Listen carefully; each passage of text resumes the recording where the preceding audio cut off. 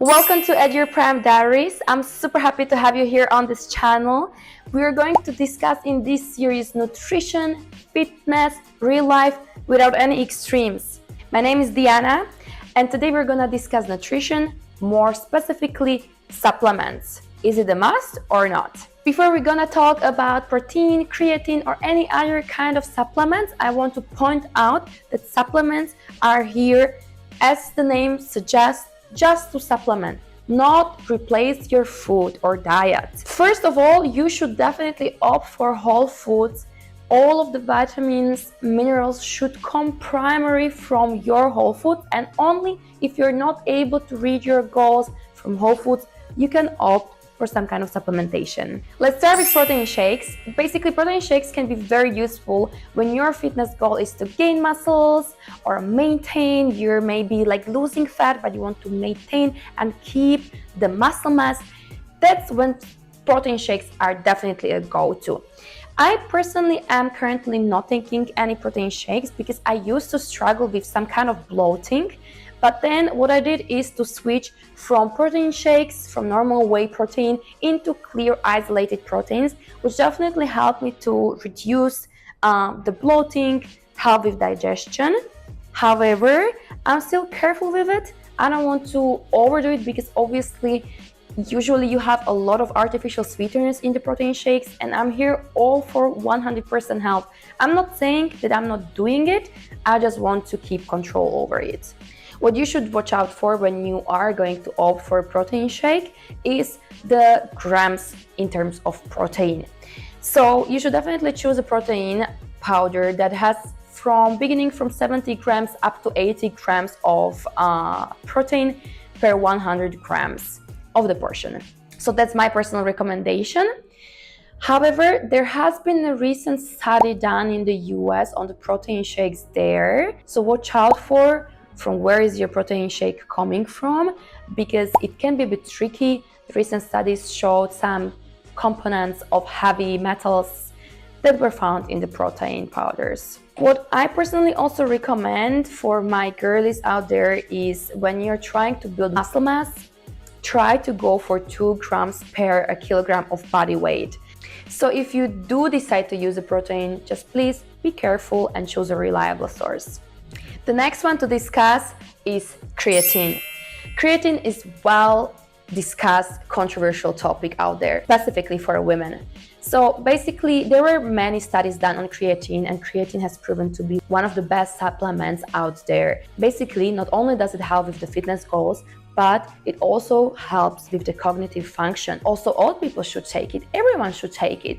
My recommendation is 5 grams a day. I don't recommend women to take it on the days where they do not train, just to be a bit mindful not to overdo it, because creatine does in fact retain water in the muscles, so your muscles start appearing more bulky, bigger. That's what we like about it. When it comes to the most discussed topic about women being too afraid to take it, please don't be, it's really good for you. As a third supplement that we have here today on the table are the BCAAs. BCAAs are also very known in the fitness industry, and they claim to help with the muscle recovery. I personally have also taken them before, but honestly, I have not seen any results.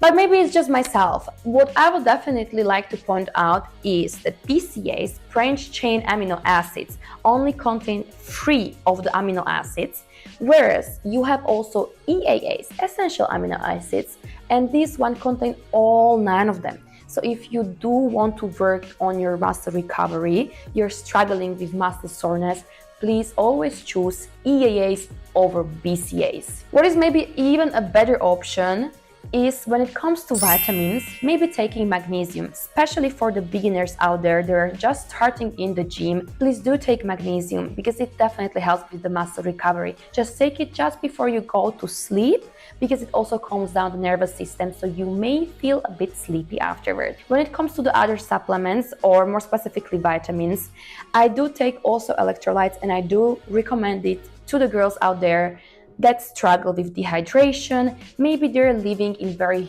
humid, hot climate as I do in Dubai.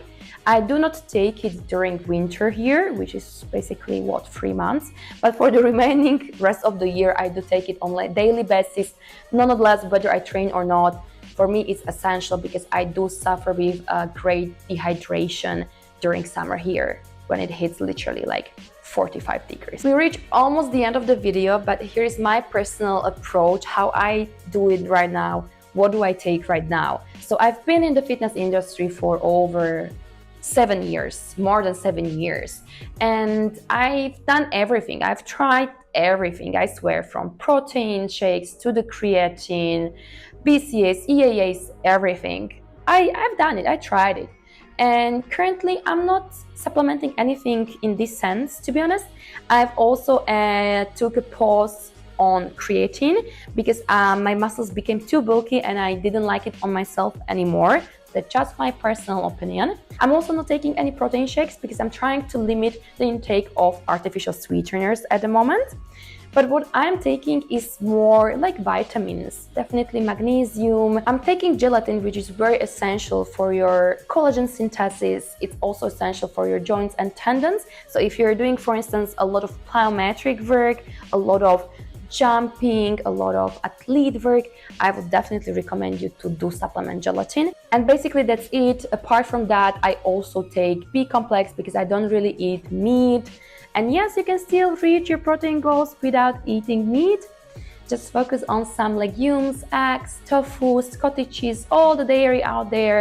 And yeah, from time to time I also eat chicken, but very rarely, and I also do eat fish. But basically that's it when it comes to the supplements and my personal approach. But what I still like to point out is that you can still do gym without any supplementation.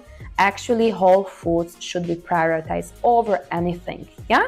Just keep that in mind. No need to spend tons of money on the supplements, especially if you're a beginner in the gym. Basically, the goal is not to take more supplements. It's more of an understanding what your body really needs, trying to reach out for whole foods over supplements, and only if you're not really able to reach it through the whole foods, maybe then you can think about some supplementation. My girlies, this was the first episode of the series At Your Prime, and I'll be looking forward to seeing you in the next episode. And until then, I see you. Stay at your prime.